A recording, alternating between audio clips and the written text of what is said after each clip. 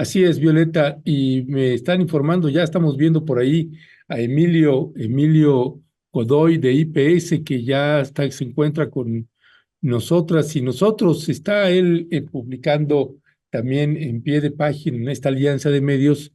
México apenas divisa cómo reducir las emisiones en sus puertos. Y arroja también esta información importante e interesante. Los 36 puertos de las 17 administraciones del sistema portuario administrados por la CEMAR, la Secretaría de Marina, emitieron 1,33 millones de toneladas de dióxido de carbono. Ya se encuentra con nosotros Emilio Godoy. Emilio, muy buenos días, bienvenido. Buenos días, Ernesto. Muchas gracias por la invitación. Un saludo a tu audiencia. Gracias, Emilio. Aquí estamos, Violeta y yo, pues sí, Hola, dándole. Violeta. Buenos días. Muy buenos días, Emilio, bienvenido, gracias. Muchas gracias. Sí, pues vaya dato que estás arrojando, como siempre, Emilio Godoy, de IPS. Sabe usted que es un investigador que hace su trabajo a profundidad y no aborda los temas por encimita, y aquí está una vez más mostrándonos esto en esta investigación.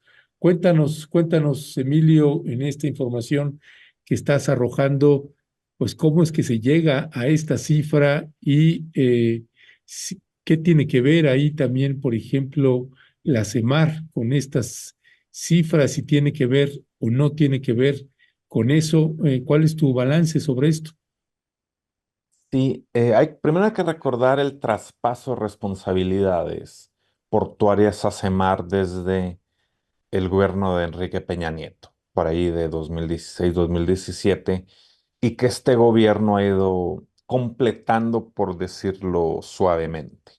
Hoy la Secretaría de Marina controla en todo sentido las las mayores operaciones portuarias en México, las 17 administraciones más grandes, las llamadas ASIPONAS, y que tienen en conjunto la mayor cantidad de los mayores puertos importantes en México, ¿no? Ensenada, Veracruz, Manzanillo, etcétera.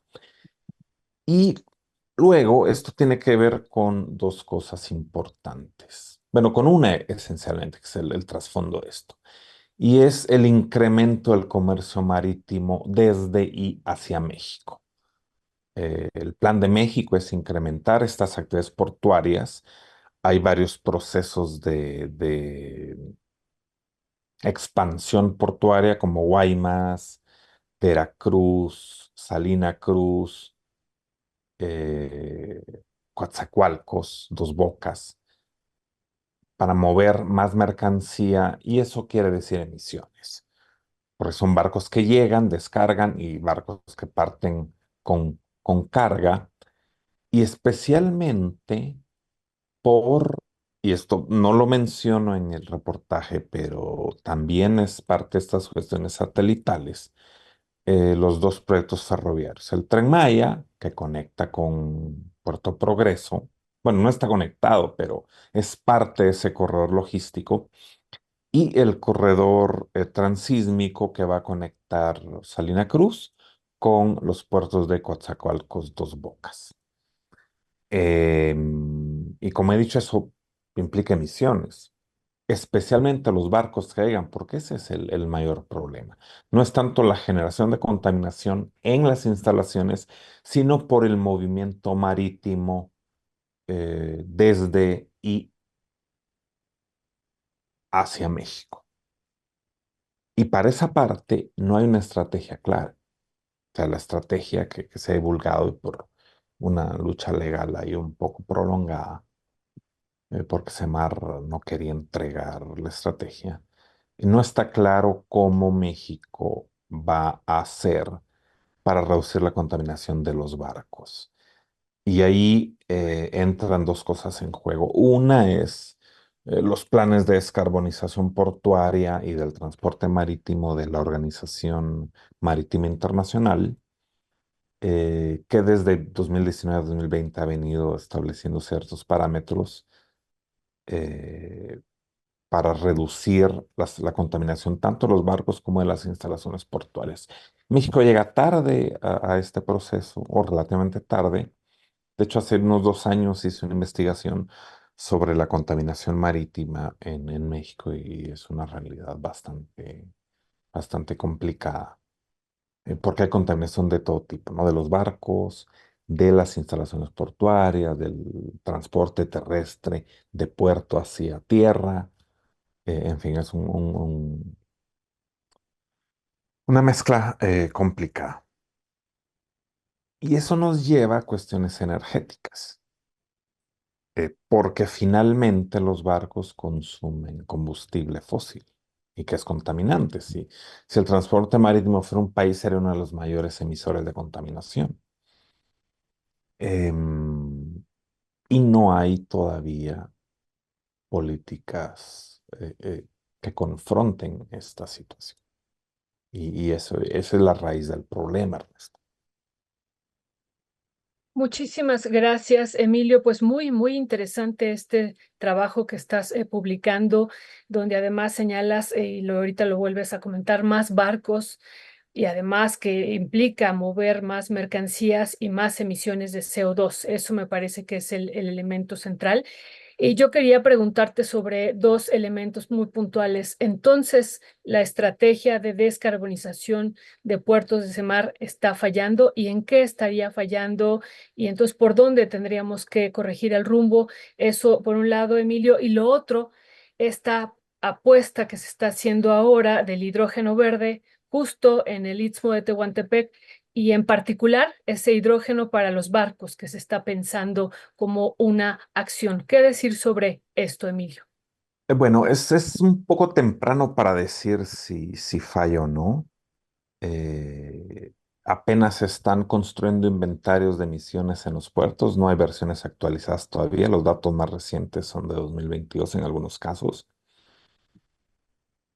No hay mejor explicación sobre la metodología, esa es una cuestión preocupante, eh, porque eso determina muchas cosas.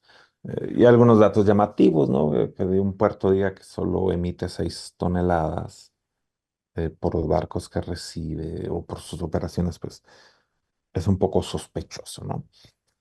Eh, Uno de los vacíos que se ve es, bueno, presidente, ¿cómo va a descarbonizar el movimiento de los barcos? Y eso nos lleva a tu pregunta sobre el hidrógeno y el istmo de Tehuantepec. Hay un sonado proyecto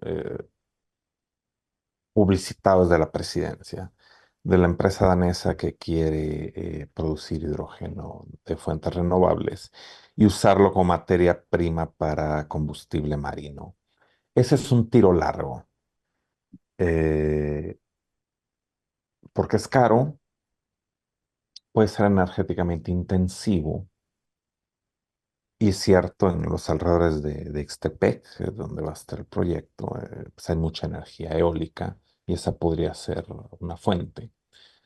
El asunto es cómo transportarlo s- la idea va a ser ponerlo en Salina Cruz para los barcos que lleguen, ok.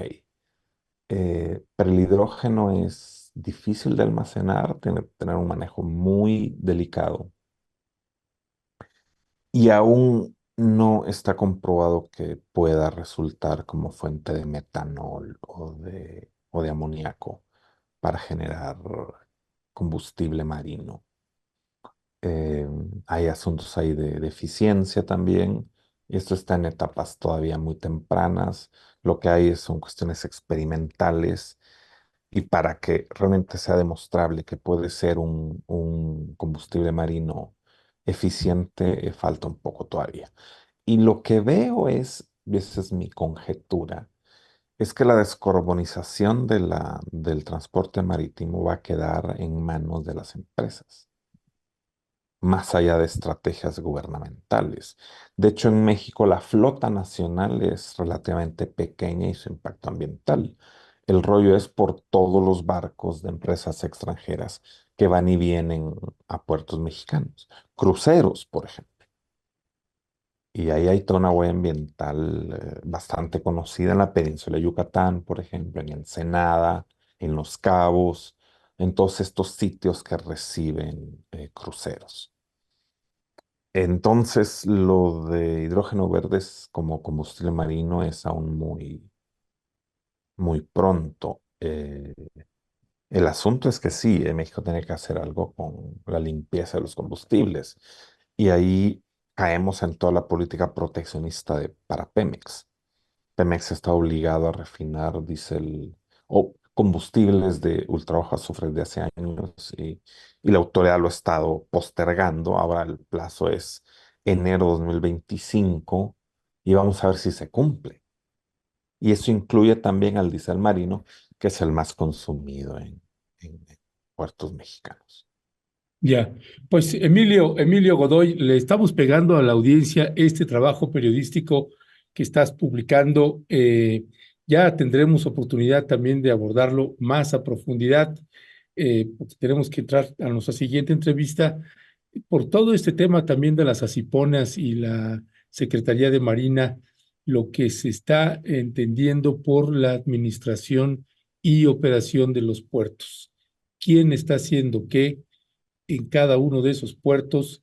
Y que ahí parece ser que todavía hay muchas cosas que pues las autoridades mexicanas tendrían que ir clarificando poco a poco. Por lo pronto, el presidente de la República, en alguna visita que hizo a Manzanillo, se refirió a que cuando una vez que la Marina tomó el control del puerto de Manzanillo, en el transcurso de un año, pues los ingresos que pasaban por ese puerto habían pasado de 8,000 a 17,000 millones de pesos por mes. Así que es todo un mundo ahí, ese tema muy complejo y luego también estos efectos contaminantes es otro tema que también creo que tendremos que dedicarle pues un buen tiempo a algún programa especial que ya te estaremos llamando, mi querido Emilio, porque es un tema que da para mucho. Así que Emilio, por lo pronto te agradecemos muchísimo que nos hayas acompañado y si quisieras hacer una reflexión final de un minuto o dos, ¿con qué cerrarías? Bueno, ojalá esos ingresos portuarios sean destinados a la limpieza de la operación portuaria, porque hay cuestiones de electricidad, hay cuestiones de manejo de agua, hay cuestiones de combustibles que mencioné y hay algunas medidas que se han tomado, aunque insuficientes. Lázaro Cárdenas instaló paneles solares en sus instalaciones y con eso redujo su factura energética. Obviamente eso no le gusta a CFE, como en otros casos. Ensenada está iniciando un estudio para ver cómo carga barcos con electricidad en el puerto y de esa forma no usen combustibles fósiles. Eso puede ser importante, pero son como esfuerzos aislados y entonces se necesita una política integral que atienda todo esto y esto cuesta dinero. Estamos en un momento donde el gobierno no tiene plata porque se la ha gastado para otras cosas. Entonces, ¿qué hacer con esto? Es parte de un rompecabezas muy complejo que implica asuntos financieros, ambientales, de regulación, legales, etcétera. Entonces, con esto cierro, Ernesto y Violeta. Les agradezco la invitación y seguimos en contacto. Buen Muchas día. gracias, Emilio. Un abrazo y pues un tema muy, muy importante que no hay que dejarlo de ver. Estoy pensando también en el calentamiento pues intenso que tenemos en los océanos y toda la generación a partir de ahí y de la intensificación de huracanes, que no es un tema menor y no es un tema menor pues debatir este tema en torno al movimiento de las mercancías en el mundo que se siguen llevando a cabo a través de los océanos y que poca atención ponemos en ese espacio, en ese territorio. Así es que muchísimas gracias, Emilio. Un fuerte abrazo y felicidades. Otra vuelta, buen día. Hasta luego. Hasta Hasta luego. luego, Emilio.